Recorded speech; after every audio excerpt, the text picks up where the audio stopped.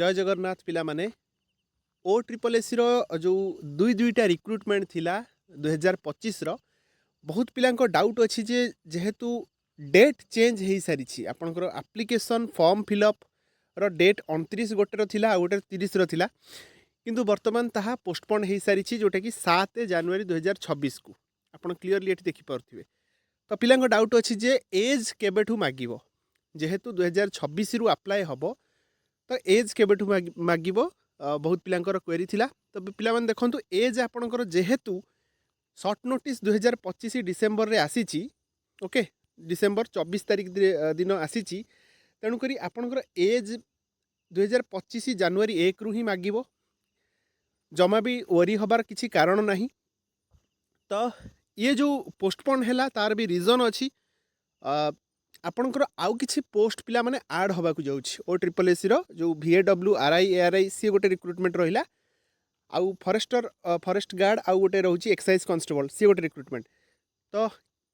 आमे जदि कहबा VAW RI ARI अमीन रे आउ किसी पोस्ट पिला माने आड हबार अछि सेथि पई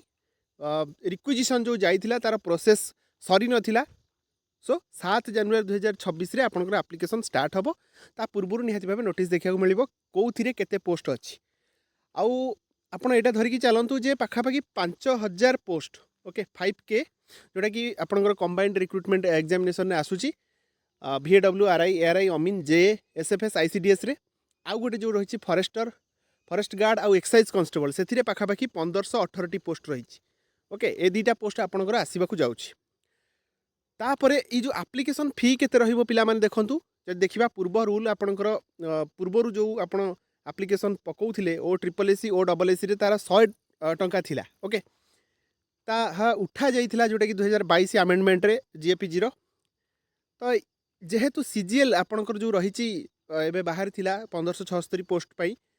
सेथिरे 500 टंका हेई सारिछि आ रिफंडेबल एटा आपण परीक्षा देई सला परे आपनकर 500 टंका रिफंड हेई जिवो ओके। सेमिति ओ ट्रिपल एस रो भी पाखापाखि 500 पिला माने रहिबा को जाउछि रिफंड हेई जिवो जो माने सीरियस एस्पिरेंट थिबे से माने ही फॉर्म पकेबे एग्जाम देला परे तांको पैसा तांको अकाउंट को रिफंड हेई जिवो ओके। तापर जे देखिबा आपनकर आज गोटे नोटिस आछि OPSC तरफ रु रिगार्डिंग फी पेमेंट चलन देखि नबा पिला माने देखंतु ये आपनकर OPSC तरफ रु गोटे आसीछि जोटा कि लोकसेवा भवन रु 30/12/2025 रो लेटर रहिछि देखंतु एठी Odisha payment of recruitment examination fee and refund rule 2025 तो 2022 रे उठा जाइथिला फ्री कर दिया जाइथिला जो द्वारा कि आपण देखिथिबे बहुत पिला जो माने एग्जाम दउ नाहंती से माने भी एप्लिकेशन फॉर्म पके दउथिले केना पैसा पडुनी सेतबेलू को आसिले आसी परिबु नहले नाही पके देइथिबा एमिति भाबी कि पके दियंती किंतु वर्तमान फी जेहेतु लागिला ओनली सीरियस एस्पिरेंट सेही माने ही फॉर्म पकेबे आउ से पैसा भी रिटर्न हे जिवो आफ्टर आपण परीक्षा देला परे। तो एठी देखंतु आपनकर examination fee of RS 500 was being collected माने आगुरु आपनकर 500 टंका लेखा कलेक्ट होउतला 2022 रे अबॉलिश हेतिला ए रूल किंतु वर्तमान एटा 700 टंका आपनकर मगा जाउची एक्सेप्ट कोन ना आपनकर SC ST PWD कैंडिडेट को छाडी देला परे आउ जेतिको कैंडिडेट रहिले UR रहेला SCBC हेला तो एमानक ठरू 700 टंका निया जिवो एग्जामिनेशन फी आउ एटा आपनकर रिफंड रहिबो ओके। आ एठी रूल भी लेखा है आपण पढ़ी परिवे को एग्जाम पई केमिति आपनकर फी कलेक्शन रहउची एठी 3 4 5 6 पॉइंट रहउची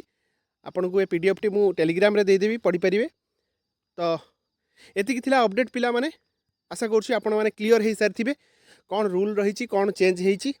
ओके। तो पैसा आपण रेडी कर रखंतु काहेकि ना वर्तमान आपण CGL पकेबे पाखापाखि 500 टंका आपनकर खर्च हबो CGL रे 500 टंका ओके। तापरे आपनकर ओ ट्रिपल एस रो दुईटा रिक्रुटमेंट अच्छी आपड़ भाभी नियंतु 500 प्लस 500 ओके 1500 टंका आपण निहाती भाबे एबेठारु आपण अकाउंट रे रखंतु। आगो को पुणी आउरी जो रही ओ डबल एस रो भी बहुत सारा रिक्रुटमेंट रही जोटा कि काली सुधा आसीजिवो बोली आशा रही कहीं जहाँ भी आसो सर्ट नोटिस 31/12/2025 भितर तार एज पिला माने काउंट हम जनवरी 1 2025 रु नहले आपनकर जनवरी 1 2026 हो जो द्वारा कि बहुत पिला परीक्षा देवार वंचित हेबे। तो ताकू आखिरी रखिकी आपनकर OSSC रो CHSL CTSRE स्पेशलिस्ट एसबू वैकेंसी भी सर्ट नोटिस काली देखा मिल पारे मोस्ट रही जोटा कि एक्सपेक्टेड तो एसबू पदवी पर जदि आपण मैंने अच्छा एलिजिबल अच्छा ताहले निहाती भावे पैसा 2500-3000 पाखापाखि टंका आपण एबेठारू रखंतु पाखरे ओके कहीं फॉर्म पकेला बेलू आपण पुणी पैसा नथिबो तो सेतबे हैरान हेबे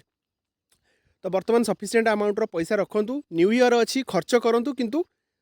भविष्य पाई फ्यूचर पाई जोटा आपणकर निहाती आवश्यक ताकू भी साइट किना रखंतु ओके एतिकी थिला अपडेट पिला माने आशा करूची वीडियोटी इंपोर्टेंट थिला अपडेट ठीक मिली थिबो जहाँ भी आउ अपडेट आसीबो पिला माने मु आपन सहित शेयर करबी रहुची जय जगन्नाथ।